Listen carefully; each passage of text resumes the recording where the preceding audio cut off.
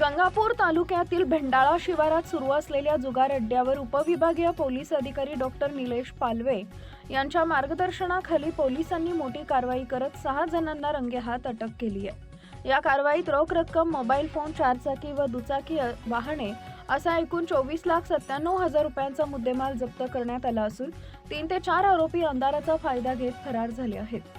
दिनांक 27 डिसेंबर रोजी रात्री 9 वाजेच्या सुमारास गंगापूर उपविभागीय पोलीस अधिकारी कार्यालयास गोपनीय बातमीदारामार्फत माहिती मिळाली की पोलीस स्टेशन गंगापूर हद्दीतील भेंडाळा शिवारात हॉटेल भेंडाळा कॅफेच्या पाठीमागे शेतातील पत्र्याच्या शेडमध्ये जुगार सुरू आहे। या माहितीच्या आधारे उपविभागीय पोलीस अधिकारी डॉक्टर निलेश पालवे यांनी पोलीस निरीक्षक Salim Chaus, police station Shillegaon, police हवालदार बेदरे, पोलीस शिपाई दाभाडे कार्यालयातील कर्मचाऱ्यांना कारवाईचे आदेश दिले।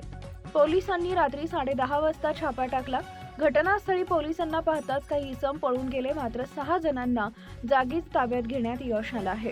अटक करण्यात आलेल्या आरोपींची नावं अशी: यादव राहणार गंगापूर, शेख आशिफ शेख फारे राहणार छत्रपती संभाजीनगर, ऋषिकेश अनिल शिंदे, देवीलाल लक्ष्मण मंगुसे राहणार गोलवाडी, दत्तात्रय रामदास गवळी राहणार नेवासा व विजय गायकवाड राहणार गंगापूर।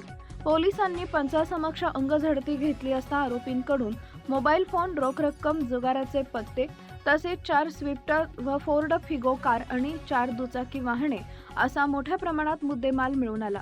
जप्त केलेल्या मुद्देमालाची एकूण किंमत 24,97,000 रुपये असल्याचं पोलिसांनी सांगितलं आहे। गंगापूर पोलीस ठाणे इथं आरोपींविरुद्ध सरकारतर्फे गुन्हा दाखल करण्यात आलाय।